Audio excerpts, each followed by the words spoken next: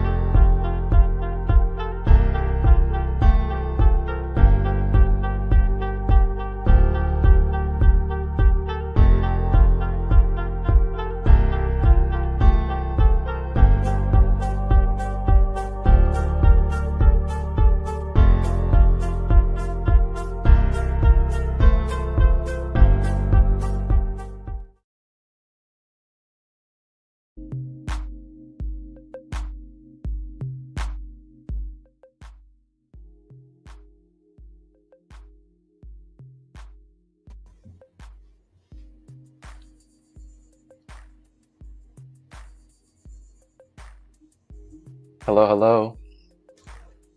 Grand Hello. rising to you, Mary Beth. Grand Rising. How are you this rising? I am doing great. How are you doing this morning? I'm doing really well. I'm really looking forward to this space today as we talk about some topics that, I feel like are really big topics in the spiritual communities right now, as well as just in overall, holistic and healing approaches to life. And, there's a lot of things that get thrown out there, unconsciously, consciously, on autopilot. And I think it's going to be a wonderful space today to really address and just talk about, our views and our beliefs and our experiences when it comes to these different spiritual myths that we hear about in the mainstream world and the masses today. And welcome to everybody else that is tapped in as a viewer in the audience on Facebook, Instagram, and YouTube. And my name is Marcus Christolight of Sacred Light Healing and Wellness. And then over here is my co-host, Mary Beth Strutter with Day One Life Coaching. And grand rising to you, Eduardo. Good to see Hi, you, Eduardo. brother. Good to see you. Eduardo is a traditional shaman from Peru. Oh, I that is in the love it. States that I've met. Yes, very good brother. And he does a lot of beautiful healings of the Peruvian tradition. Nice. Welcome. Yeah. So today we're going to be talking about spiritual myths, just as I said a moment ago. And these topics are going to be surrounding many different things, including our relationship with money, Yes, our relationship to healing. And then what are other topics that you're going to be touching on? So since I teach law of attraction, and I decided to teach law of attraction because of all the myths and misconceptions, I was like, somebody's got to get out there and straighten this out. And I love teaching it. So I would like to talk a lot about law of attraction myths and misconceptions, and why it's a big part of why people think, oh, the law of attraction doesn't work. It's literally because they're not using it properly, and they think it's something that actually the way I said it is weird. it's always happening, right? We're always manifesting. We don't turn it on or off. And I think that people need to realize too, that it's because of that, because we're always manifesting, it's really great to learn how to use it deliberately instead of letting life throw us around and using it by default. So it's always being applied. So let's learn how to do it right. That's what I want to talk about. The myths. Yeah, I love that. You know, there's a lot of mainstream, a lot of misconceptions, a lot of mainstream propaganda, and a lot of other kind of capitalistic like things that go on when it comes to man and the law of attraction. For sure. But yeah, that's gonna be really great to talk about, because not only will you be talking about that, but I'll also be able to complement that with visually showing how our electromagnetic system functions as a human being and its relation to attraction and manifestation. So I really look forward to that. That's a really good point, because I think a lot of people think it's you know, a religion or they'll think it's like not Christian, or they'll think it's evil or things like that. And it's just a universal law, like the universal law of gravity. We don't get to decide whether we're, you know, I'm not going to apply gravity today. Today I'm going to be anti-gravity. You know, it's nothing to do with religion, and it's actually, like you're going to talk about, I'm sure, is ancient esoteric wisdom that has been forgotten. Yeah, it wasn't called law of attraction back then, right? Back in the but that's what it's been marketed as, is law of attraction, the secret. But this is ancient wisdom that has been forgotten and even hidden from us to disempower us. So we're bringing it back, and but not in a capitalistic way. Just, we want people to be empowered again.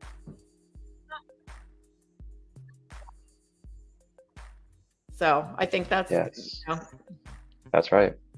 And remember, you Giving know, people the tools. Everything's energy. That's what it's based on. The fact that we are vibrational beings. That's a fact. It's actually quantum physics. It's science.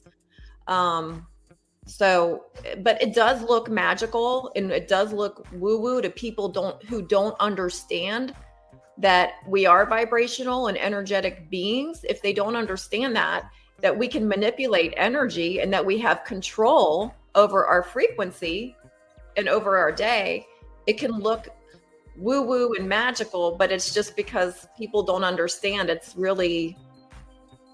who we are. We're vibrational beings.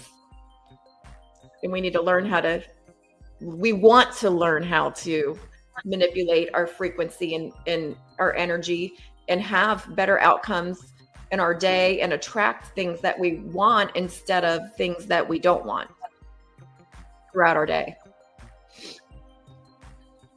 Look at that. Absolutely. Could not agree more.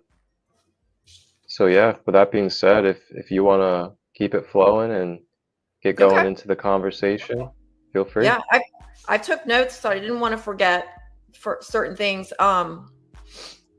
First thing I think I'm going to say, though, off the top of my head, is that a lot of times when we think the law of attraction doesn't work for me, it works for other people, but not me. That's because we all have a different point of attraction. So everybody's different.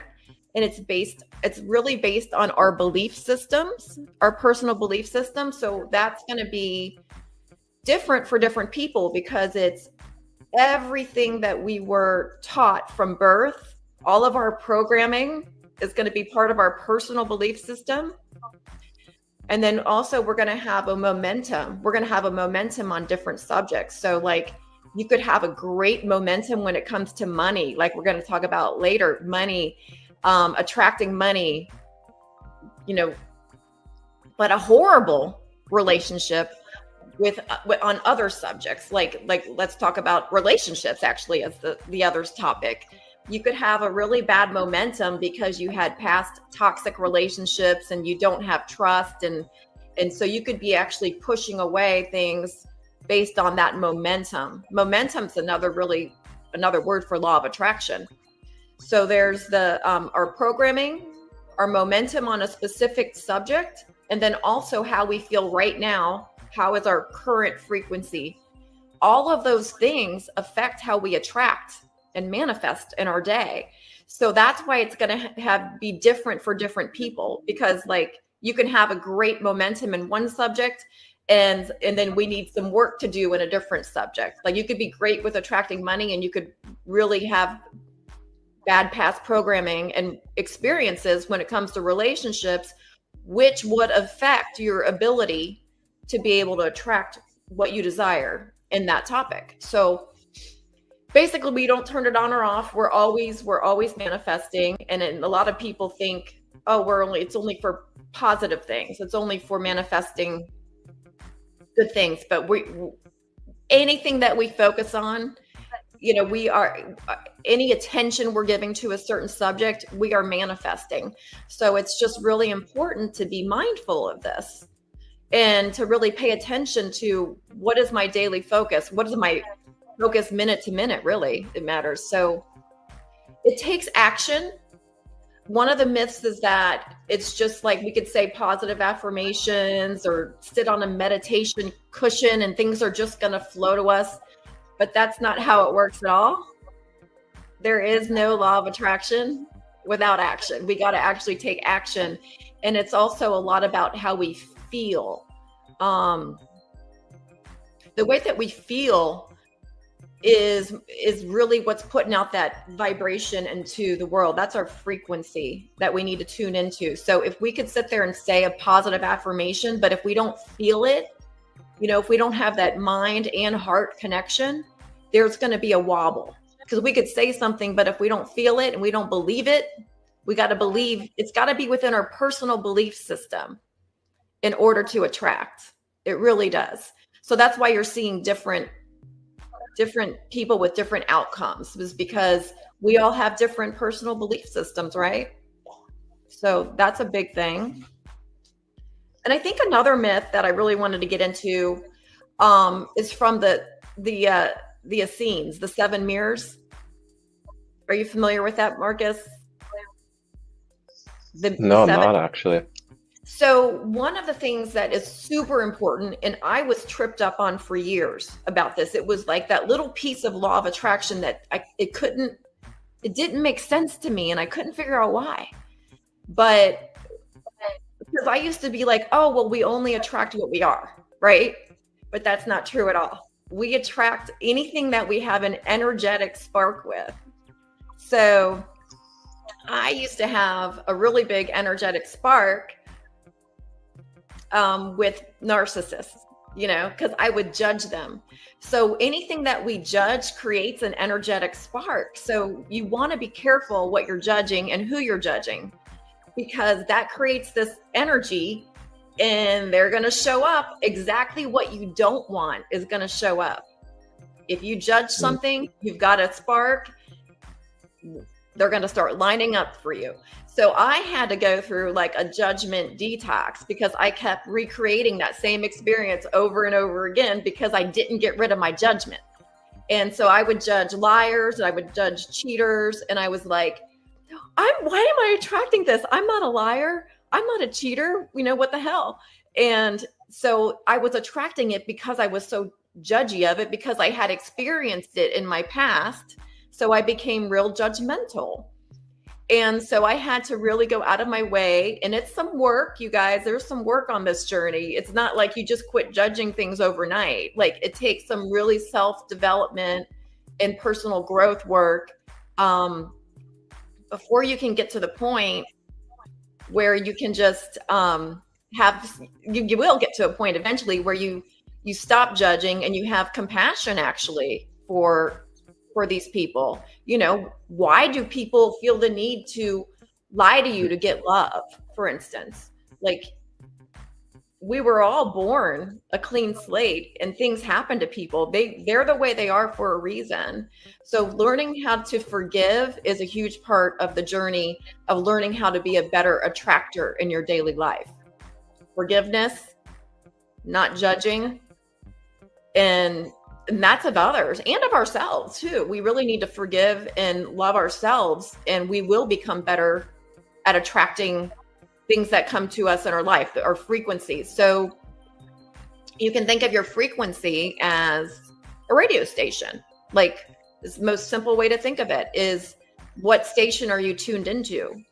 And you're going to attract other people and circumstances, events, and things that are also tuned into that station. So if we're tuned into a station of judging and unforgiveness and hate, we're going to attract things like that, even though we aren't hateful, but we're focused on those people. So we're still going to attract it. And we see a lot of that going around today. There's a lot of division in the world. So we really have to go out of our way to pay attention to what we're focused on.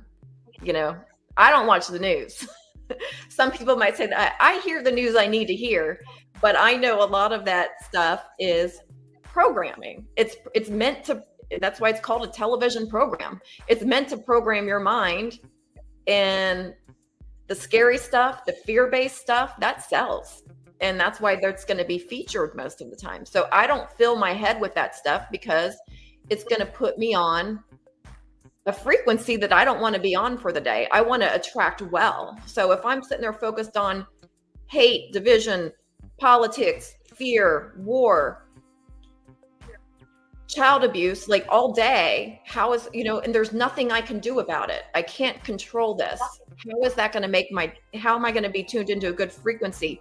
I do think we should tune into things that offer us solutions. Okay. So if we're watching something informative that's solution based, I'm going to watch that one, right? Because they're giving me ways where I can help, where I can fix things. That's not the news. They're not solution based. They're just throwing out fear at you. Would you agree with that, Marcus? The fear based. Oh, yeah. Absolutely. Yeah, it's definitely something that disempowers us in our day, because the frequency of a problem and the frequency of the solution are completely opposite. So as long as you're focused on the problem too much, you are literally not capable of coming up with the solution. Like, they're completely different frequencies. So we want to be more solution based. The basic, I should talk about the basic, because I know everybody who's watching this, not everyone even knows, like, the formula for law of attraction is ask plus believe equals receive. Okay. Very basic, but it's real complicated in between there, because we all have those different beliefs. And like I said earlier, we can only attract what's in our belief system. And the asking part kind of comes naturally just with life experience. We're always asking for new things, and we all experience contrast. Oh, that's a huge myth. That's a huge one. Okay, guys, like,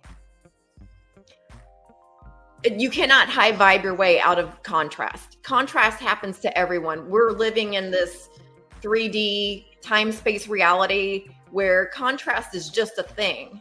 And we can control our vibration, our frequency, our reaction to contrast. We can control our relationship to contrast. But I've never met anyone who can vibrate out of something negative happening, because pets die, our parents die, family members die. We can't control certain things. We're going to die. We're going to get sick sometimes. Things happen in life. Life's going to throw us curveballs, right? So we cannot high vibe enough to just be like, oh, I don't have any more contrast. We're actually here to experience contrast. That's part of spiritual growth. That's how we learn, and that's okay. So don't beat yourself up if something in your life happens that you don't desire. But what we can do is control how are we reacting. Our relationship to the contrast is really what changes. But no, nobody's like high vibing enough where, like, I mean, I know some of the most high vibing people who've had miscarriages. Like, that's not something they wanted. They didn't attract it. It might have been part of their soul contract. And that's a whole nother soul contracts. That's a different episode, probably. That's pretty deep. But yeah, we don't know what we don't know. We don't know everything that we signed up for in this incarnation, what we're supposed to be experiencing for our spiritual evolution, our growth. So just because we experience some contrast in our day doesn't mean we did something wrong. So that's a huge myth I like to dispel, because that one can, people can beat themselves up, I think, if they feel like, well, why did I attract this, And it could be various reasons, but it doesn't mean you did something wrong. It could even be like, we can't control other people's vibrations. So maybe somebody else's vibration who's close to you, and we can't fix it. We can only control ourselves, our own vibration. So, but what we can do is help with our subconscious patterns each day, be really mindful, get out of autopilot. Most of us are living on autopilot, thinking the same thoughts, feeling the same feelings as the day before. And then we wonder why we haven't changed. We're living on subconscious programming instead of being conscious creators. So I think that's what Marcus and I want to help people is be conscious creators, be aware of what you're doing and mindful of your thoughts, of your focus. Focus is so important. And then you're going to start to attract better just once you start to change that momentum that you have and you change your point of attraction. We can change that. It's something we do every day. It's not just about, it's kind of like working out. You don't work out and be like, okay, I got my perfect body now, I'm done. It's maintenance. You do it every single day, to maintain that frequency, to maintain that body. This is stuff that, I know Marcus has a big thing in the mornings. He's got stuff that he needs to do to prepare for his day. I have stuff that I do every night and every morning as well to set up my day for success, to raise my vibration. Like it's different for everybody. I guarantee Marcus's morning routine is not the same as my morning routine, but we got to find what works for us individually. So I've rambled a lot. I'm going to let you talk for a little bit, Marcus, and you could comment on some things I said, or you could go on your own, talk about the money thing. Yeah, for sure. Yeah, thank you. So I'm going to go ahead and kind of give some deeper details on how this stuff all functions in our everyday human life on a multidimensional level, and as well as kind of visually explain and show you guys, just how our magnetism and how our electrical and energetic system works as a human being. And then I'll give you guys very nice detailed looks into the chakras, as well as how to really become aware of why, one of the most important elements of your attraction and manifestation is your temple. It's your vessel. It's, how clean, how light is your human vessel, whether it's mentally, emotionally, physically. Are your organs healthy? Are your glands healthy? Is your blood flowing properly? These things all contribute, and they're all tied in. So we're going to begin with this image here. And this image is a very well laid out image that shows a few different things. Some of those things we have showing basically how the movement and the flow of our energy and electromagnetic field flows through our human being. If you guys look over here at this colored image with the human body, the chakras, the rainbow colors going up and down the middle column. And as you can see, there's kind of like vortexes of energy coming out of the top of the head, as well as down below the feet. And then all around the human body, you can see that there's basically this egg shape. And this egg shape is your aura. This is your whole entire energy field. And then within that outer layer of the aura, there are many different layers, or what we call bodies, that make up our whole entire human being. So oftentimes we may think, or we may be taught to believe, that our human being is nothing but the physical body and that's it. But in actuality, and in a higher reality of what we actually are, we are multidimensional. We have a physical body, and we also have other subtle bodies as well that are all contained together that make up our human being. So the physical body is actually the most dense, the most lowest vibrational form of our human consciousness. So when we put that into perspective, and if we are programmed to only perceive and to only believe through a perspective of being just our lowest form of ourselves, or the most dense version of who we are as a human being, then we're going to put ourselves in the perspective and into the experienced reality of only being that lowest and dense form of ourselves. Therefore, we put our own self into a limited mindset, into a limited state of being, all due to our own free will of choice, consciously or unconsciously. If we're identifying only as Marcus, if we're identifying only as Mary Beth, and that is all we are and all that makes up our soul and who we are as a dimensional being of light, then we are going to limit ourselves and only experience through the lens of that illusion, that dense form of being. Now, there's different ways that you can perceive life out of your own free will. You can either perceive like that, just believing that, hey, I'm Marcus, I'm a pizza delivery driver, I live, I die, I go to heaven, I go to hell. That's it. And that's absolutely valid. It's all free will.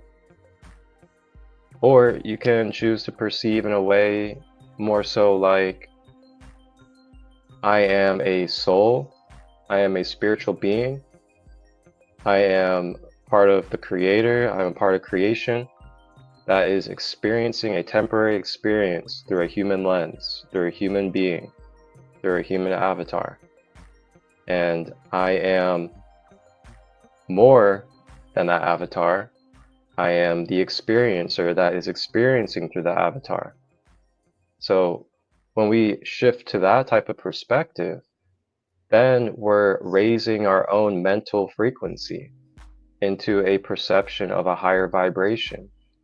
Then we start to perceive and we start to go about life from a higher perspective due to, out of our own free will and mentalism, the law of mentalism, the first principle of the Kabbalion or the Hermetic principles for those esoterics out there.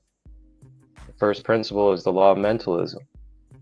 Everything in the universe is mental. Everything in consciousness is of mental. So anything that we are experiencing is of the mental. It's of the mental vibration. This is why we're able to time travel. This is why we're able to astral project. This is why we're able to dream and then all of a sudden manifest those dreams, because we're mentally traveling to different dimensions. And then through those travels, we then mentally pick up on the information or the codes, and then we download those information and codes through our mind. And then through our mind, it filters into our emotions, which is the emotional body.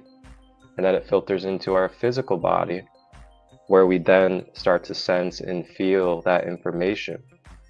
Now, all this information, it's all here already. Everything is now. It's a quantum field, and we are just quantumly, energetically, through moments, connecting with time and space through different frequencies and octaves, and we're downloading it through our vessel. So that's what this diagram also shows you here, if you look. If we go back to the colored image that I was speaking on a moment ago. So when we move through time and space here in this earth realm, we have this multidimensional being here, and we're carrying around this energy field, this toroidal electromagnetic field everywhere we go in every moment, including right now. And what happens is, due to being electrical and magnetic beings, is this electromagnetic field acts as a current of electrical energy. And this current of electrical energy naturally consumes, it naturally draws in, it naturally attracts and receives through magnetism other energy and information. So as we go through our experiences and we start to attract and accumulate the information and the energy of these experiences, it then comes into our energy field through magnetism, and then we start to process it through our senses. And through that processing, this is where discernment comes in. Are we discerning the information that's coming into our energy field? Are we really sitting with it before we're reacting or acting upon it? Or are we just impulsively and unconsciously reacting as soon as information comes into our field? And as we accumulate the information and accumulate the energy, depending on what we do with it, it can either integrate into our being and we consciously release what doesn't serve us, or it can become accumulated. We never do anything with it. We attach to it, and then it turns into density, which then starts forming disease and illness and misalignments throughout our being due to the density causing resistance. And that resistance starts blocking up the flow of our electromagnetic currency. It starts blocking the flow of our energy centers, being able to help our kundalini, being able to help our vitality to be able to be risen and be expressed through the world. So all this stuff ties in together. And one of the biggest components that I've really been emphasizing to people is, remembering that manifestation and attraction is it's not just about the outside world. It's not just about all these things and putting things in place and doing things. It's also about your temple and how clear and how activated you have your centers and your meridians, and your consciousness and chi is able to flow through your body, because that's where your natural conscious magnetism comes from. So, a big part of all of this is your diet, the things that you're consuming, the things that you're watching, the things that you're listening to. These are all being absorbed into your magnetic field. And that information gets programmed, it gets stored in the subconscious mind. And if we're not doing any subconscious reprogramming, we're not doing any pattern breaking, we're not doing any affirmations with actions, then we're more likely to have those things that we've been accumulating to stay in repeat, to stay in patterns and loops through our subconscious mind. And then through the subconscious mind, it can turn into cognitive distortions. It can turn into projections of false realities, as well as a lot of other things. So I want to go ahead and move over into the next image. And this image here, this image shows a little bit of the natural current, the natural flow of how our magnetism operates through the chakra centers.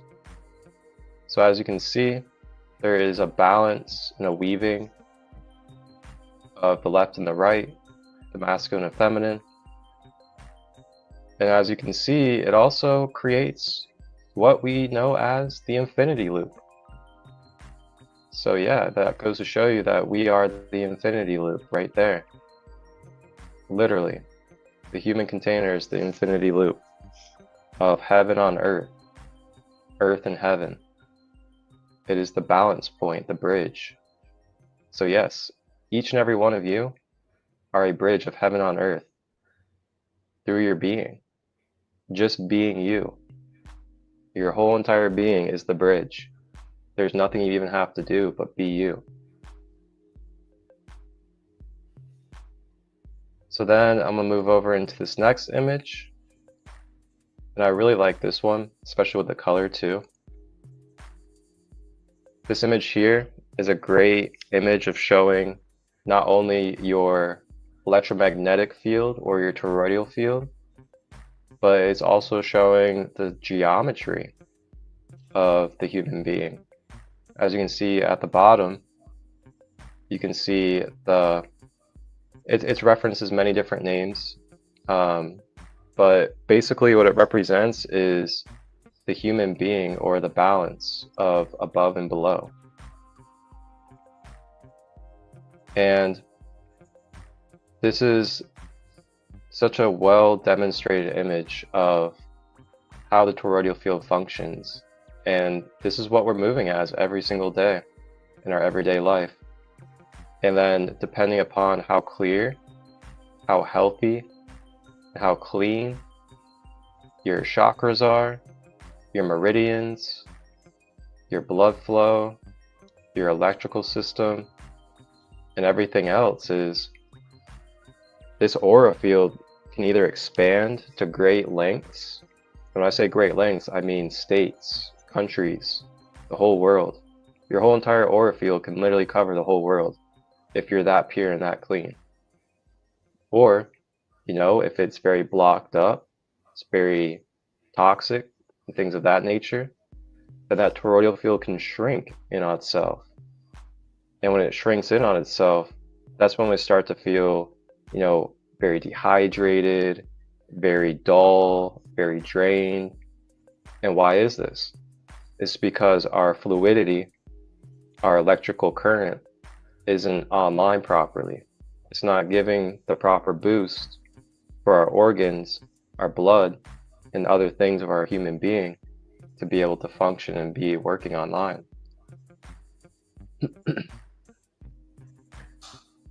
So then here, I know you were talking a little bit about focusing and chords. You know, this image is a really good image here of giving examples of the type of attachment styles that we can carry in very basic and everyday life. And let me enlarge this a little bit more. There we go. Yeah, there you go. So what you can see here is a very great example of type of chords and attachments we can create with a loved one. So for example, this would be tied to the crown chakra. The example of I own you, or basically claiming dominance or claiming that you have ownership over another person or another being. That it can actually create a distortion. It can create an unhealthy attachment style because it's not the higher reality of the truth of what we're here as and what we're here to be. Nobody owns anybody. We are all sovereign beings that have our own individual unique blueprint, and we are sharing that in collaboration with each other out of our free will. Now, you can claim to own something or somebody, but then you'll just go through the experiences of what that is, which means you will have the attachment of the ups and downs, as well as the expectations, the letdowns, and all of these different things that are going to perpetuate through you due to taking on that imbalanced dualistic mindset. And then you have pay attention to me.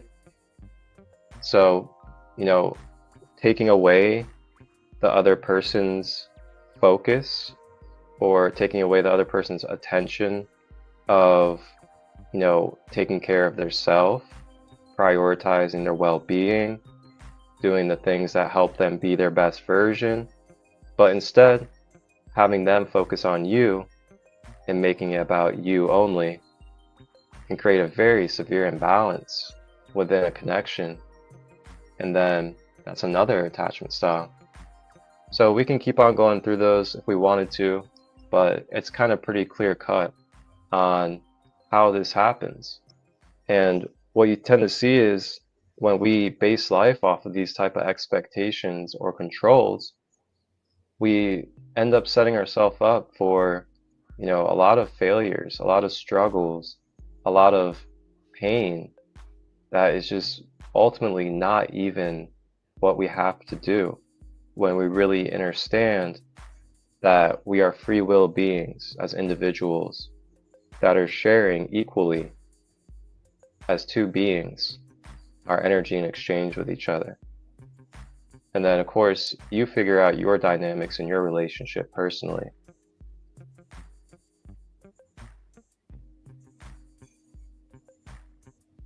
All right. And then last thing that I was going to go ahead and show is I'm going to draw on this whiteboard an example of how our energy cords work.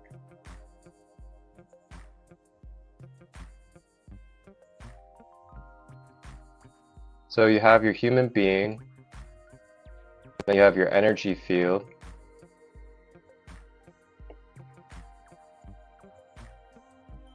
now this energy field, it's continuously rotating, it's continuously cycling.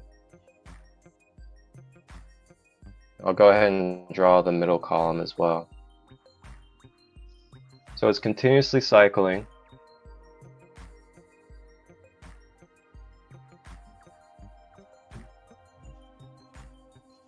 And the key is we want to be able to maintain this. We want to maintain the continuous fluidity and cycling of our electromagnetic field. How do we do that? We do that by self-care, maintenance, spiritual hygiene, and other things. Now, when we start to focus our energy through our mind or mentalism, we then start to guide and direct our electromagnetic energy into the direction of that focus. So then as we create more focus towards whatever that is, we then are guiding our energy to then attach to that. This is how attachments are created. And when we create this attachment, it can be to people, places, and things, because everything has an energy field. This is about attaching energetically our energy field to another energy field. So when we create an attachment, this cord now gets created from our energy field.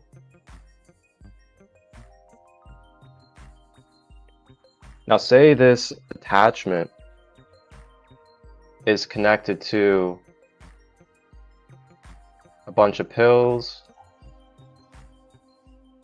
and a bottle of alcohol. That's my bottle right there. Ooh, I'm glad you brought up alcohol too. I'm going to get into that in a minute when you're finished. So say you have this attachment cord energetically. Keep in mind again that this is energetically, not physical. you have this energetic connection to this, you're now beginning to siphon out your own authentic energy to this outside source through this cord.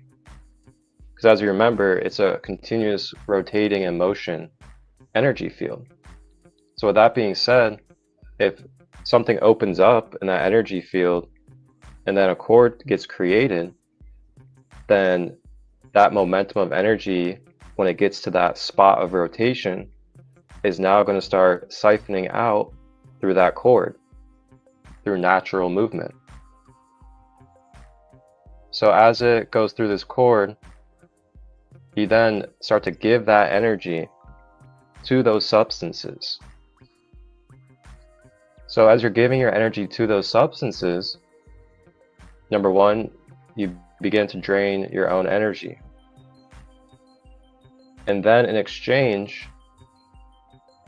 you're going to get in return the frequency and the authentic energy of those substances being returned through the cord into your energy field. So this is where discernment is super, super key when it comes to our attachments and what it is that we're focusing on. This is why we say, in our human clichés, if you don't want something to continue or you don't want more of something, then take your attention away from it. We say this for a reason. There's some realness behind that.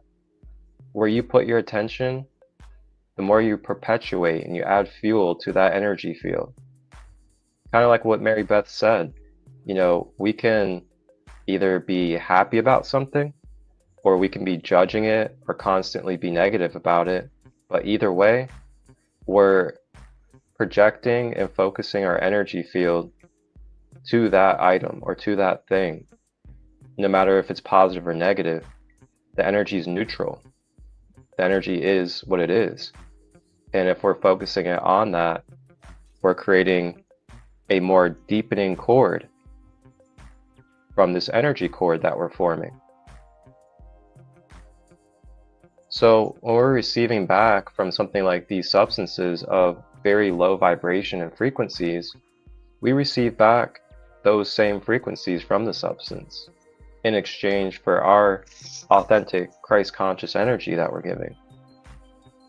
So then what can happen is you can become very polluted, your vibration lowers, you can become possessed, you can start attracting entities and other things that are of that vibration due to your embodiment and the frequency that you're now embodied in your aura.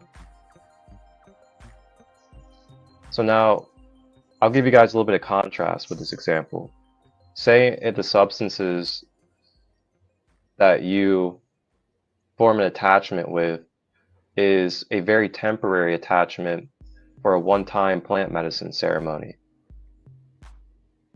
See, now that, on the other hand, you're taking in a plant medicine of a very high and pure vibration of nature while giving away your energy in exchange for the medicine properties of that. That's a whole nother ball game. Now you're going to receive in return the medicinal properties in the energy field of that spiritual medicine. But then the key is to not allow yourself to continue to have an attachment cord to that. I'm glad you said that. There's a lot of people who get addicted to plant medicine. Like I'm seeing it left and right to where it's literally being abused and they can't see it. They can't see the addiction. Yep, exactly. And that's more deeper things to touch on that we won't be touching on right now in this session.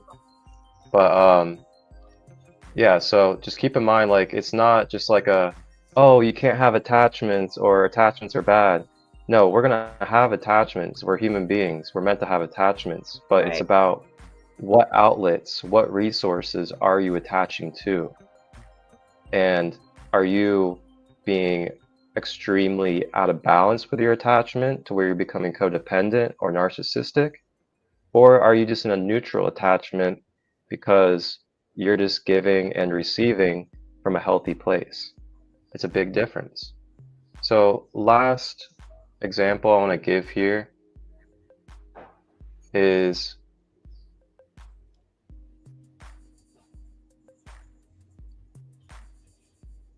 say you now create a attachment cord to a loved one.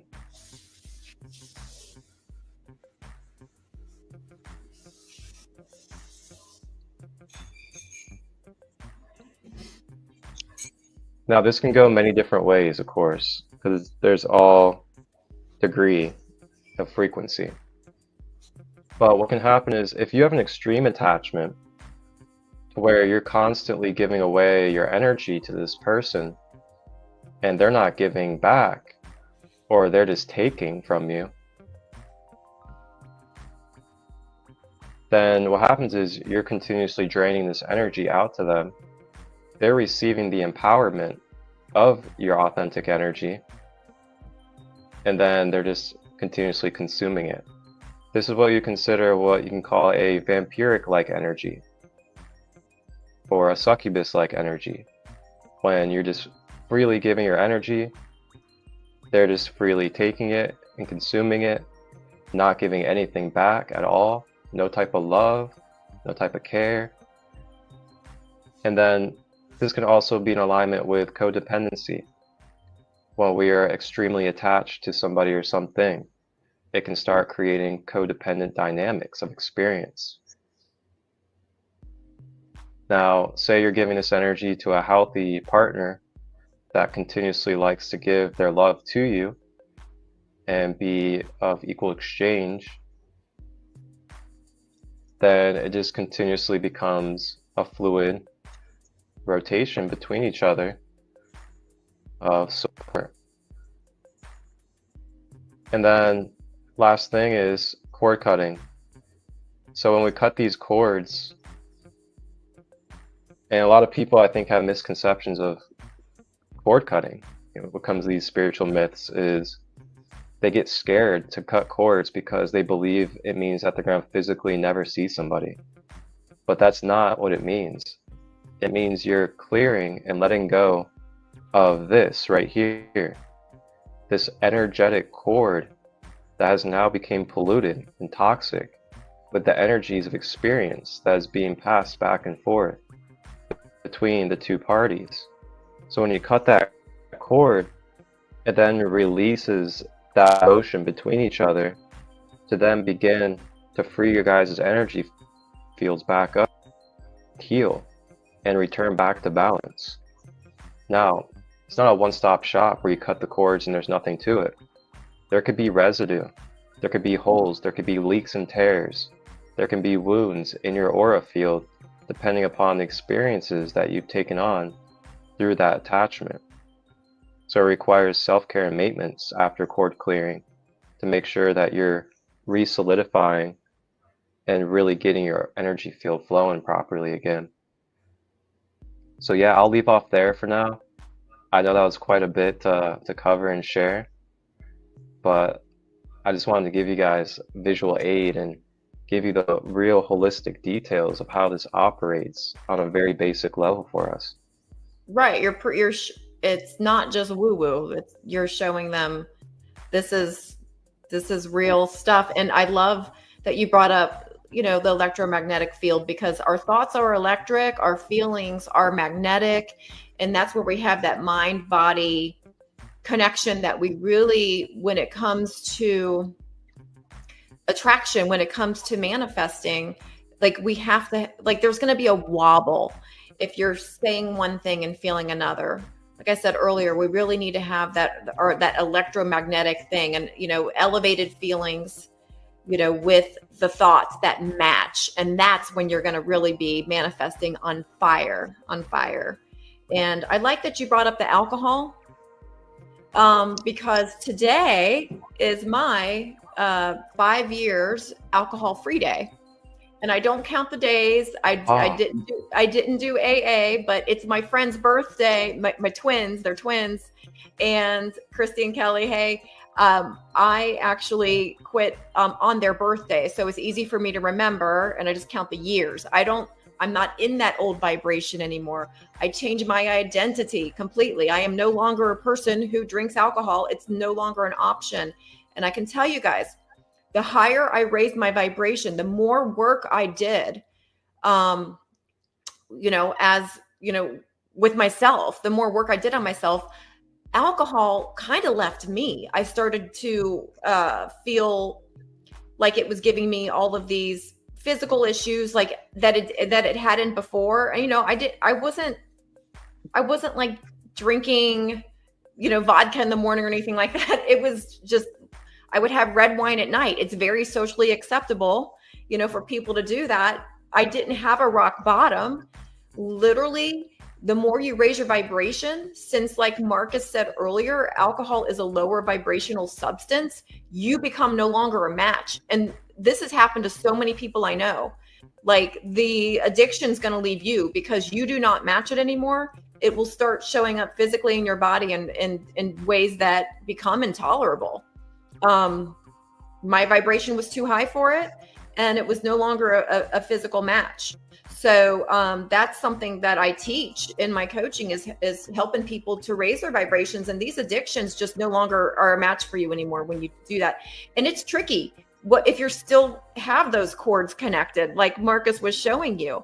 It does get tricky, but you can do it. Like I drank every day, most days, not every single day, but most days for 30 years.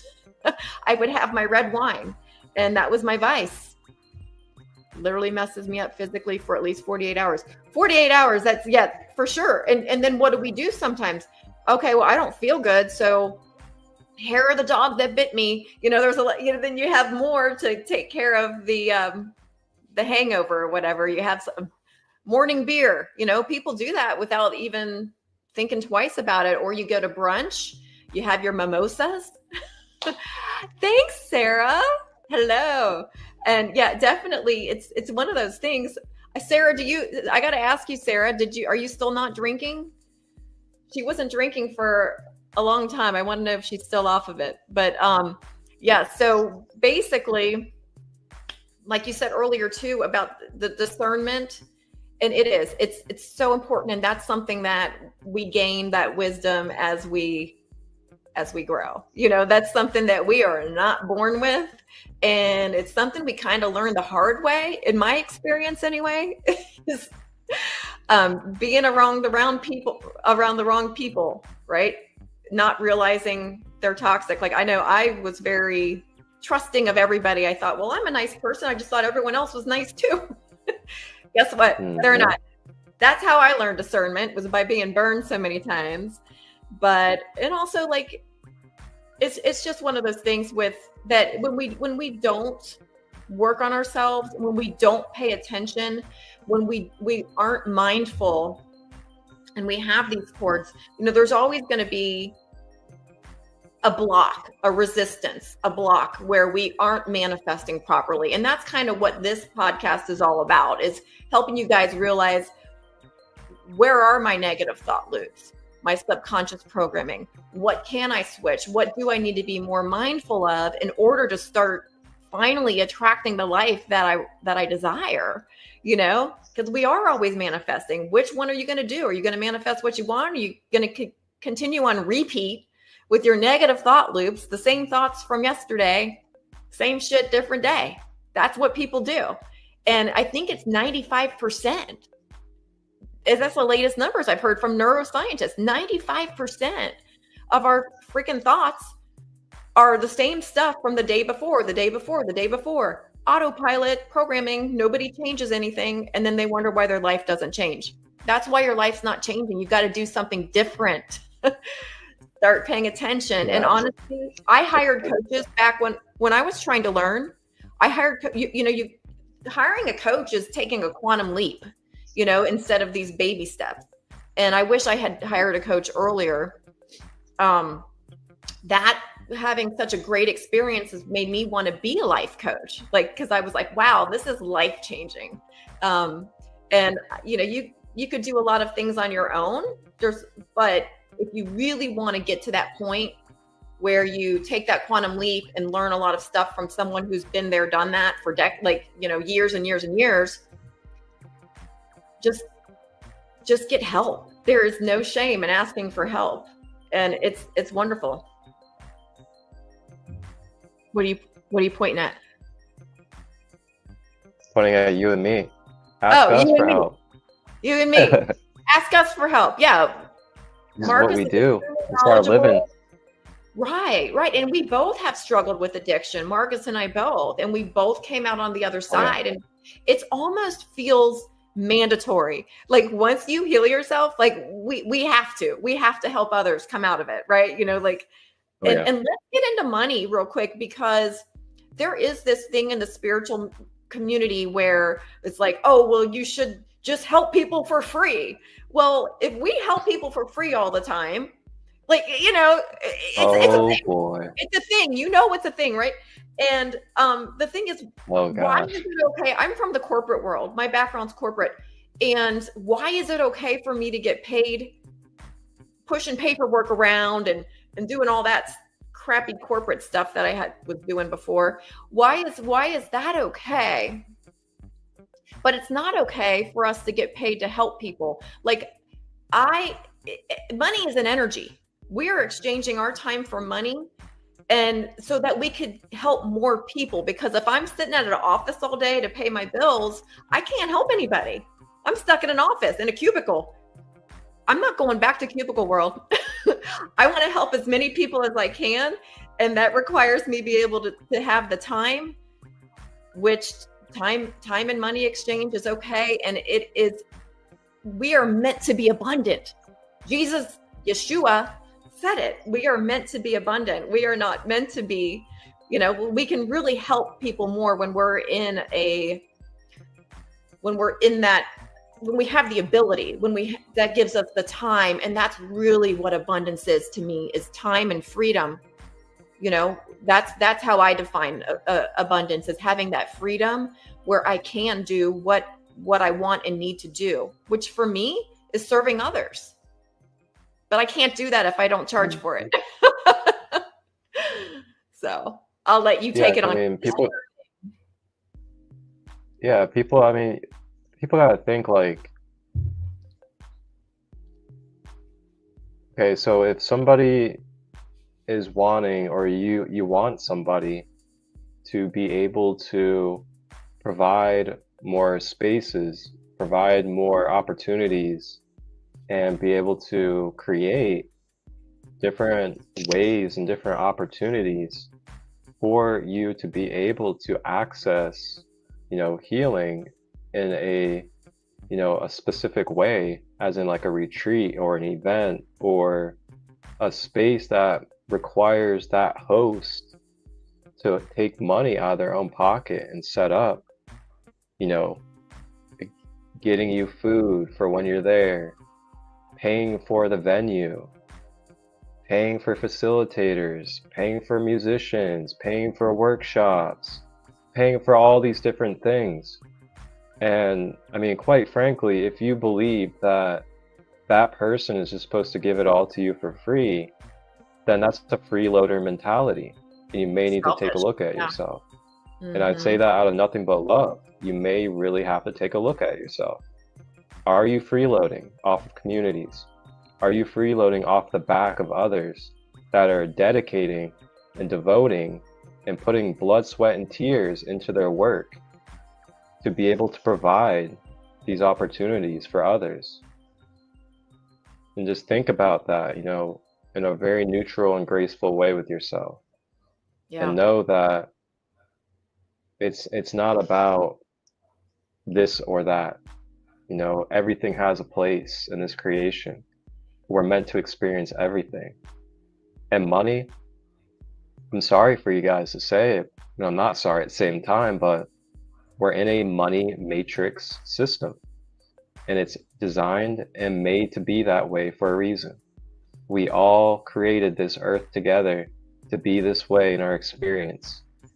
And the more that we accept what is and continue to build focused on solutions and expansion and growth, then we're not going to sit here and hold on to that and attach to it so much, because we're just going to continue to grow with it. We're going to find harmony with it because we realize that it's part of our consciousness, it's part of the experience, and it brings value to this third dimensional reality that we're in. There's third dimensional things that we are a part of when we're in a 3D body and in a 3D life. And I think it's become very difficult for a lot of higher minded, starseed-like individuals, because they're not exactly too used to a third dimensional living, so to say, third dimensional body. And I can see where that can maybe be a little, I guess, confusing in a way for those that may not be grounded into their physical human life. And you know, it's really interesting to see the judgment that will come from it. A lot. You know, the judgment of, you know, judging those that charge for their services, judging those that charge money for tickets for stuff. And, you know, I just invite you again to take a look at yourself, if that's where you're at. You got to keep the money flowing, you guys. Like, the more money that, when you spend money, it keeps it flowing. Like, money is energy. So holding on too tight to your money is actually a block for gaining more abundance. It really, really is. Like, and even when you pay your bills, like, not even talking about us or spiritual thing, when you pay your bills and you have this like, ugh, like, I have to pay this, you know, attitude, like, you're mad about it. That's not good. You're going to block energy. Yeah, true. But you're going to block money from coming in, flowing in from other avenues. Like, when I pay a bill, you know, I'm like, I'm so grateful that I have, you know, electricity, you know, or I'm like, I don't write checks. Actually, everything comes out automatically, but I get alerts, you know, and instead of getting upset about it, I don't catch myself. Every now and then I'll be pissed, like, because my energy bill is pretty high. Do get energy. But so it you know, I catch myself like, no, I'm so grateful. Like, what is the alternative? I don't have electricity. Geez, you know, thank you for that. And so kind of try to have a more like grateful, appreciative thing when we're paying a bill. And I always like to think too, if it's a small business, like, I try to support small businesses. It's expensive, right? It's expensive for Marcus and I to run our business. And so I know this. And when I support other businesses, I think about how they're going to notice it. They're going to notice it more because, you know, it's going directly to them. These big corporations, they don't know what you're buying at their store. Support the small businesses and think about, and make it up in your imagination. Like, they're able to now pay for their daughter's gymnastics, or, you know, whatever it might be. Just when you're paying for something, just really think about the ripple effect it's having, and buy stuff from people who you like and who you need. We don't need to buy everything on Amazon or Walmart or wherever these big corporations. They don't care about you. Support small business is what I'm saying. Support spiritual Absolutely. People. And like, you know, and respect yourself too. Like, know that you're worthy of having money. Like, know that you're worthy of experiencing luxurious things in this temporary human life that you only get once in this whole body. Invest in yourself. It's okay to experience Invest in yourself, right? People don't want to invest in themselves anymore. Like, it's like they feel guilty or something. But when you take care of yourself, you're going to take care of everyone in your life more. Your parents, your family, your kids, of course, your spouse. It's your friends even. Like, when you actually invest in yourself and be like, you know what, I'm going to do this for me, it changes your life and you have more to give. You have more to give. when you take care of yourself first. So it's not selfish. That's another spiritual myth. It is not, self-care is not selfish. It is the number one thing you need to do so that you're better at helping others at the end of the day. That's my number one thing. I'm not going to be a great mom to my son if I don't take care of myself first. So that's what I do. He's second. Really. That's right. He gets a better mom that way. And just keep in mind too that just be wary of what you're separating.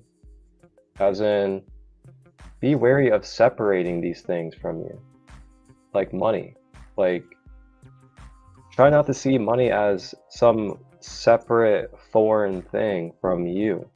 As in, if you remember and if you know, and you're someone that lives by everything being connected, everything being of God, or everything being of source,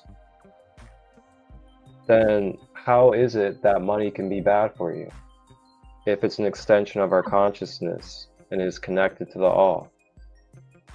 It's just a tool. Like, think of it like that. Like, money is a tool that we use, that we've all made a decision, an agreement to use in exchange, to exchange things.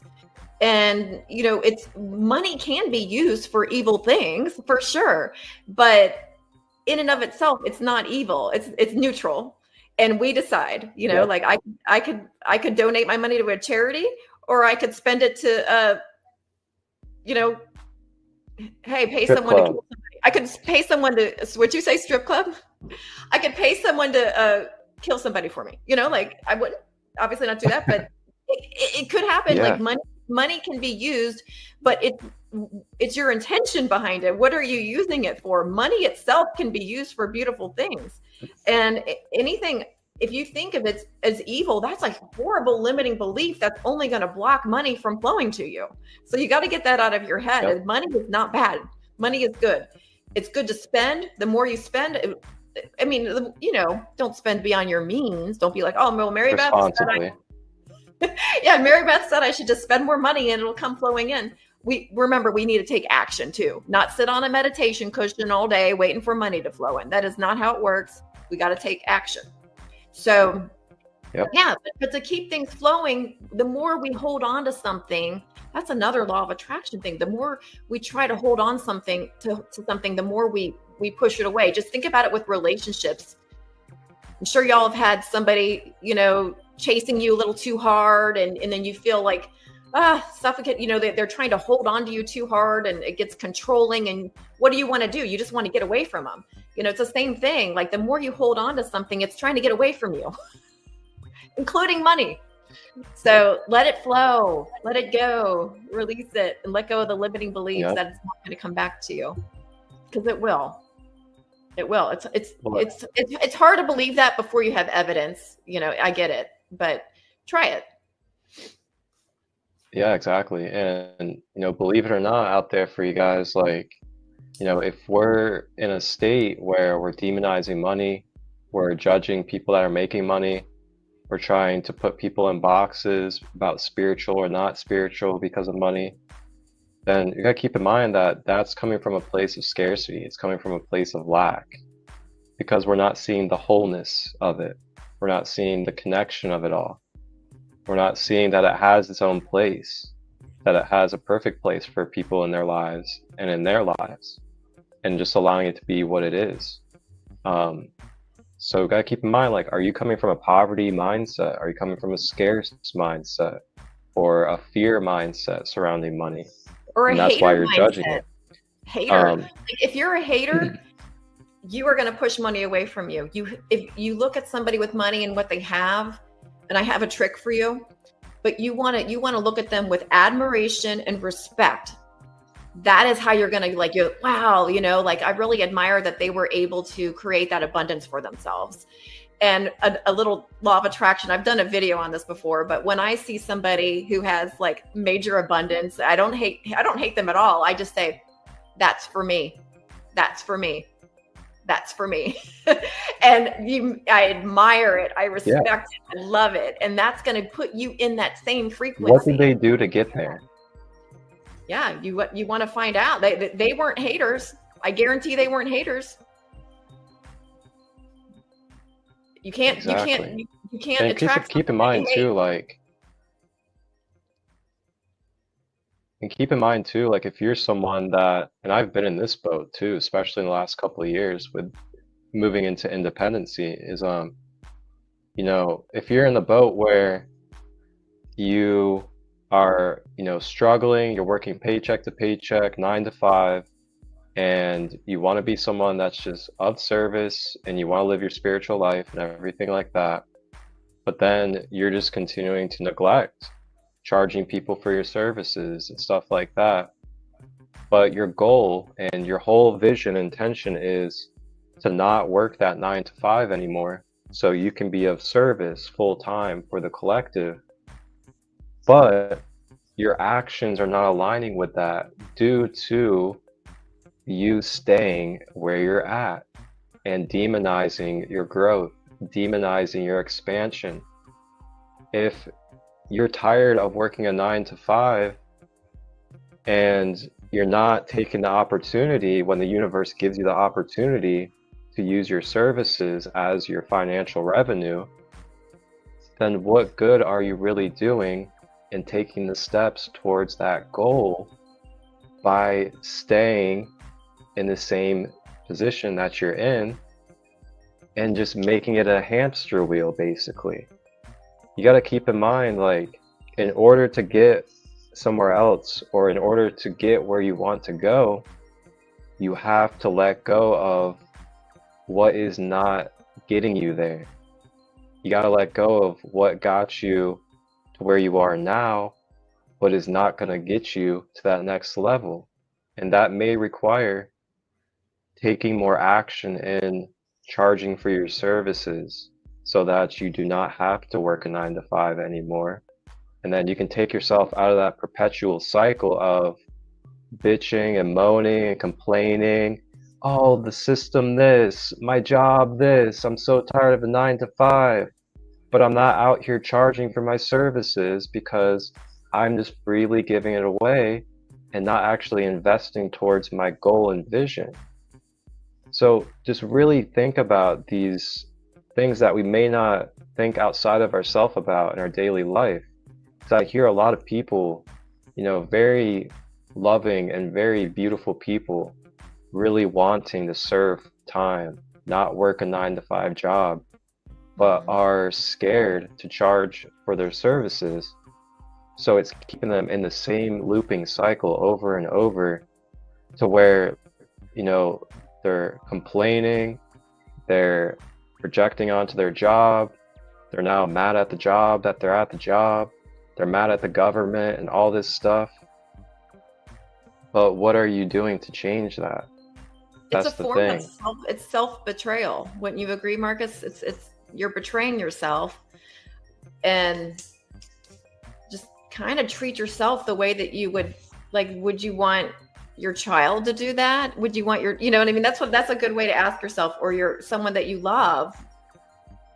Treat yourself as good as your best friend, at least, and give yourself the same advice you would give your best friend. And it really is spiritual to lift yourself up. It really is. Like, and I think a lot of people think it's more spiritual, like, oh, I'll just stay humble and give and never take anything. And that's, you know, what about yourself? I don't understand. You know, it's a limiting belief. It's a limiting belief. It's a limiting belief. Got to get rid of it, because as long as you keep those limiting beliefs, you're going to always be resisting what you really want in life.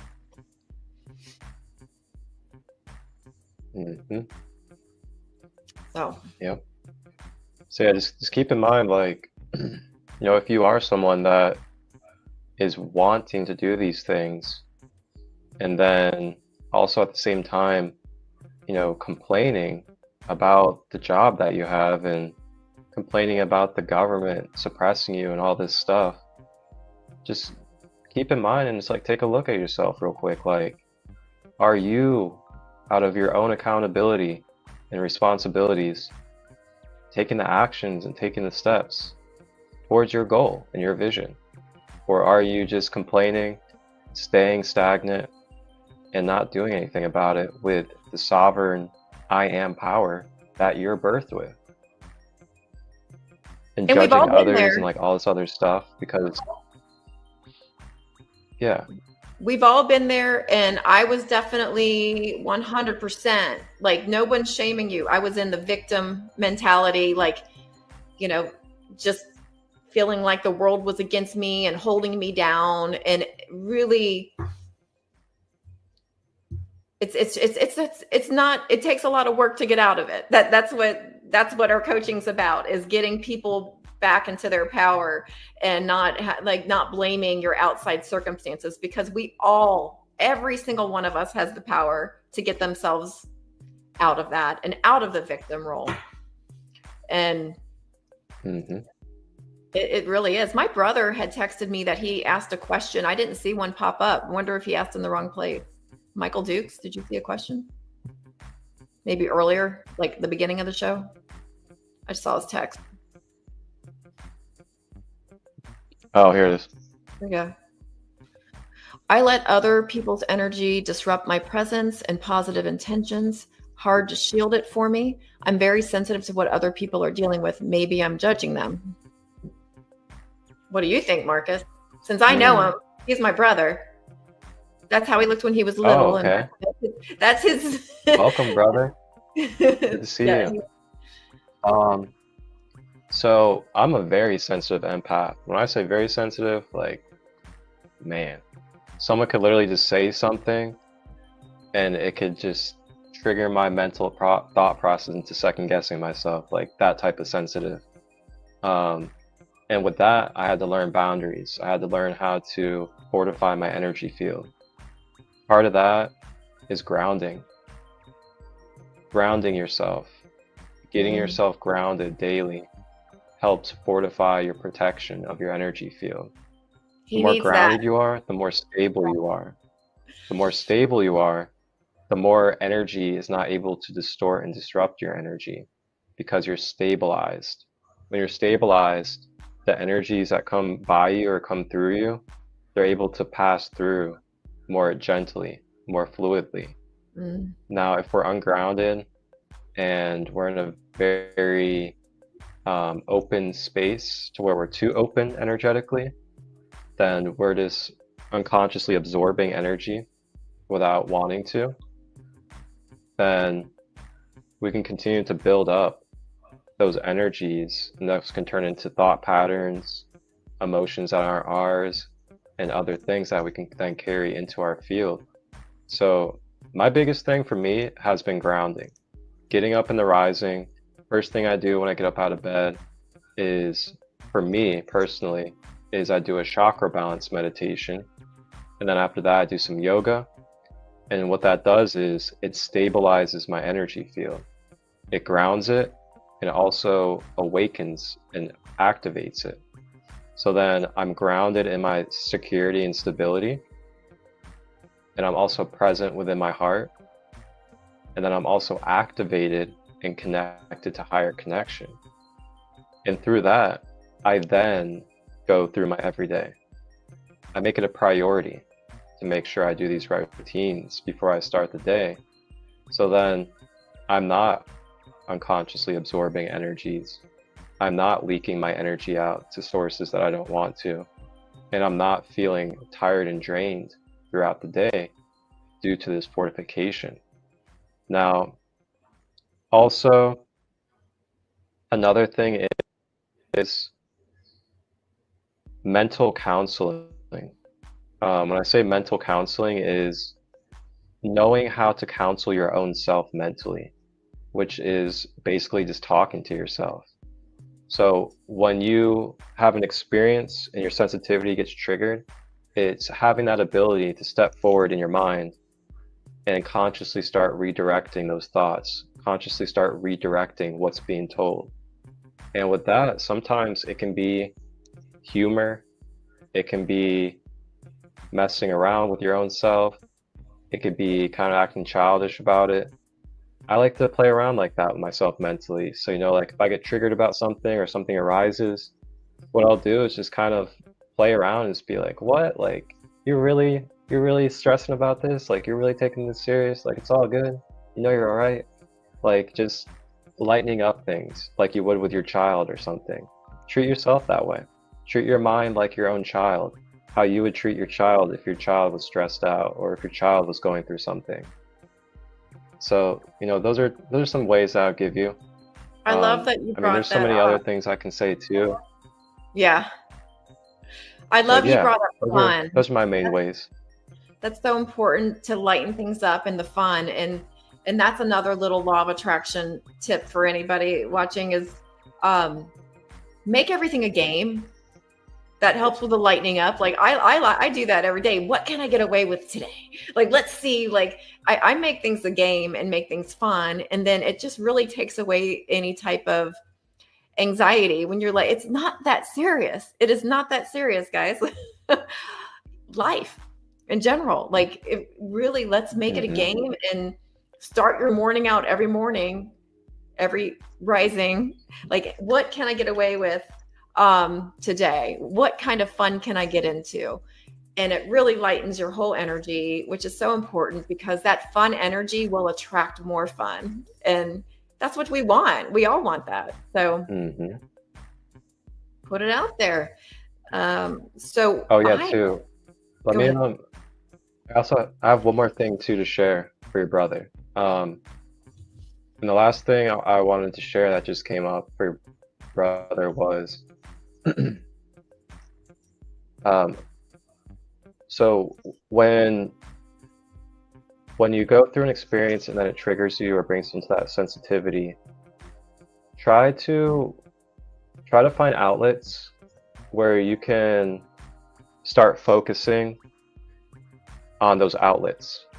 So when I say that, I mean it's like something's bothering you, try to start doing something that you're passionate about. Try to start doing something that you love to do. Try to start, you know, focusing and doing something that uplifts you, that brings the positivity out of you. And then allow that to kind of be like your alchemy and your transmutation, to where instead of staying dwelling and focusing on that thing that is lowering us, let's just go ahead and start doing something that's going to get us in action, start building positive momentum, and start giving our attention to something good for ourselves. Whether it's something that we love to do, something we're passionate about, something that uplifts us, somebody that brings us positivity, just redirecting that focus, you can then take that energy and then transmute it into whatever it is that you're putting your energy into. Working out even, you know, stuff like that. Working out. And for me, doing something to help someone else would always pull me out of it. You know, serving others in some way, getting out of your own head.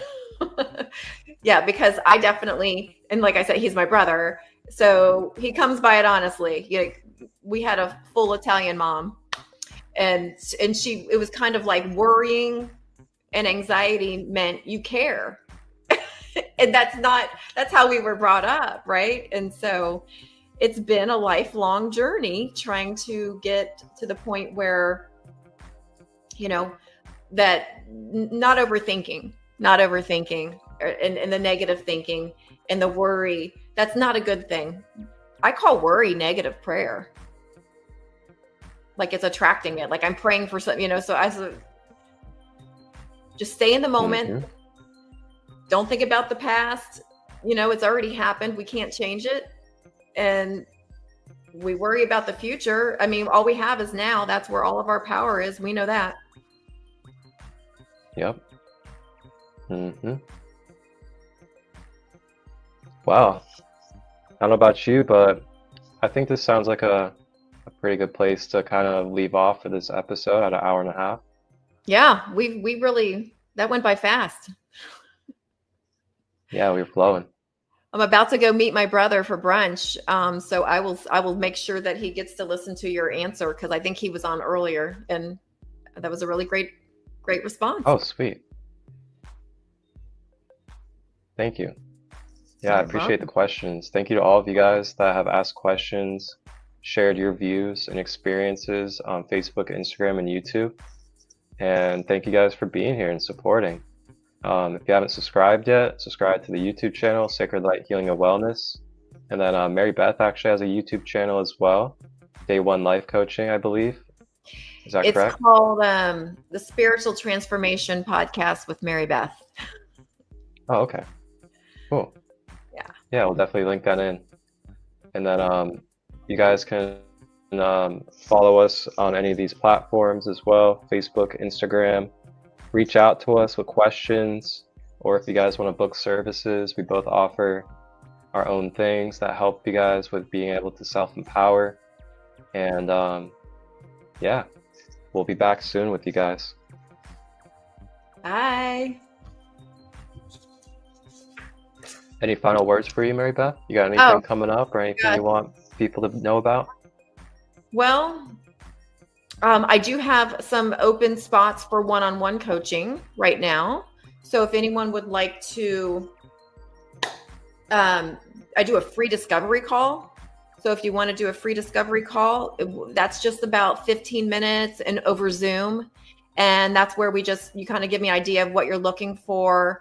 And a lot of people that come to me, there's either like, sometimes it's just like they want to grow their career. They feel stuck in some way. They've got some sort of self-destructive habits, like alcohol or food addiction is a big one.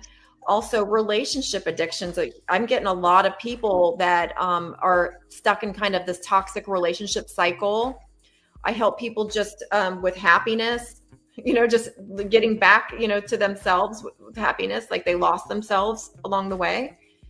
Marriage, divorce, all the things. Optimal fitness is another big one that I help people with. So, I'm a spiritual life coach, so it's going to be more spiritual. So if you're not into the spiritual stuff, I'm probably not the right match for you. But if you're into like law of attraction and holistic healing, which means mind, body, and spirit all together, we get to the root cause of the problem, and we find your solutions. So that is what I do. And then I also have a deck of cards that are called Addiction Recovery with the Law of Attraction. And those you can get on my website, day1lifecoaching.com. But I think you're going to put my link tree under this video, and my link tree has all the things in it.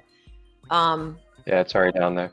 Yeah, but I've got my those deck of cards. If you are watching this, you can go ahead and use coupon code TRANSFORM, and I believe that's $10 off of the cards. So, and I also have some essential oils that are meant to raise your vibration. So you could also get $10 off of those products as well. So that's it. That's really all I've got going on right now.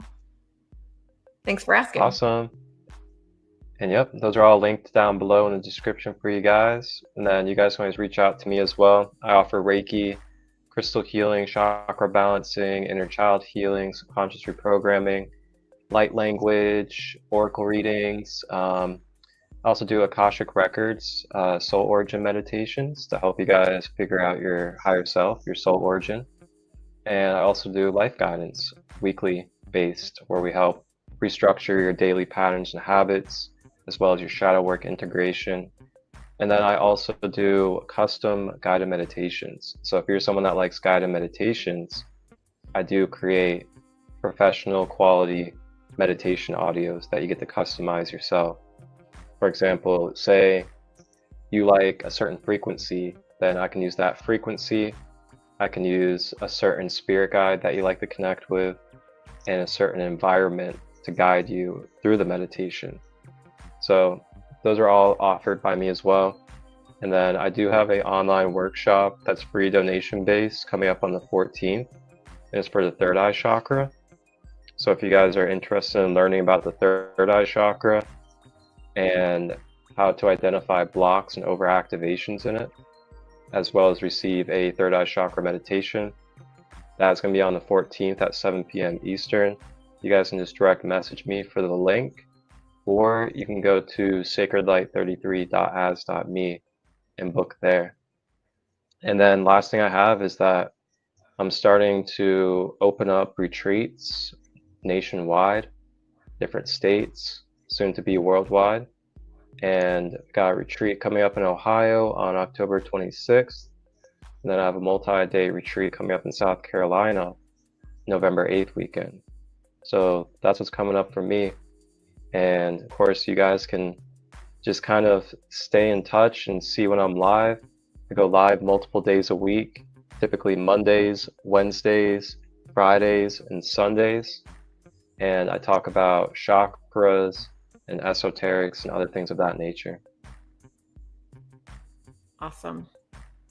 Well, Mary Beth, thank you for being here for our second episode. This was a beautiful episode, and I'm sure there's so much wealth of knowledge for people to digest as they move forward. So thank you. Probably got to watch this one a few times. We gave a lot of info. Put it on repeat. Yeah, I look forward to watching this tomorrow. Well, thank you, Marcus, for inviting me. I appreciate it. It was fun. Absolutely. Everybody have a beautiful day. Have a blessed Sunday. Wholeness.